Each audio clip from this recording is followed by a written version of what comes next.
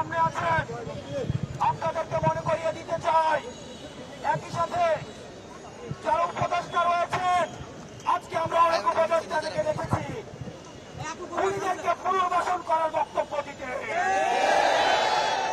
আমরা সেই সব উপদেষ্টাদেরকে মনে করিয়ে দিতে চাই, ছাত্র জনতার অভ্যুত্থানের মধ্য দিয়ে আপনি উপদেষ্টা হয়েছেন।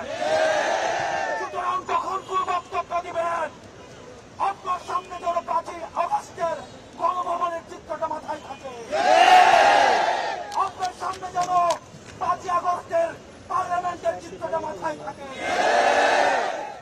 যারা স্বৈরাচারকে পুনর্বাসন করতে চায়, যারা খুনি হাসিনাকে পুনর্বাসনের মধ্যে বক্তব্য দিতে চায়, আমরা ছাত্র ছাত্রীরা যেভাবে তাদেরকে উপদেষ্টা বানিয়েছি, ঠিক একইভাবে গদি থেকে ছুড়ে নামাকে আমরা দিলাম।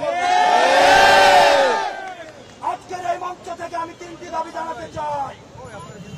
1 নম্বরে, যারা খুনিদেরকে পুনর্বাসন করার জন্য ব্যাকস্টেজে মেকানিজম করছেন, আপনাদের এই প্লটিং এর আমরা পিছটাক ভেঙে দিব।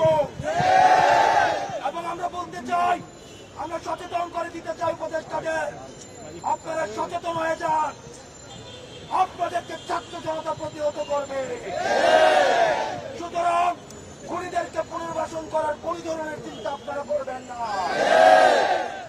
আমার 2 নম্বর আহ্বান মিডিয়া ভাইদের প্রতি, গণমাধ্যমের সাথে আমাদের সৌহার্দ্যপূর্ণ সম্পর্ক, আমাদের তাদের সাথে সৌহার্দ্যপূর্ণ সম্পর্ক ছিল, আছে এবং থাকবে। আমাদের আন্দোলনকে সার্বজনীন করার ক্ষেত্রে গণমাধ্যমের অবদান অনস্বীকার্য। এই ফ্যাসিজমকে উৎখাত করতে গণমাধ্যমের ভূমিকা অনস্বীকার্য। কিন্তু আমরা দেখতে পাচ্ছি কিছু কিছু গণমাধ্যম খুনিদের পুনর্বাসনের ষড়যন্ত্রে লিপ্ত হচ্ছে। আমরা আপনাদেরকে হুঁশিয়ার করে দিতে চাই, আমরা আপনাদেরকে আহ্বান করতে চাই, আপনারা জনতার কাতারে নেমে আসুন।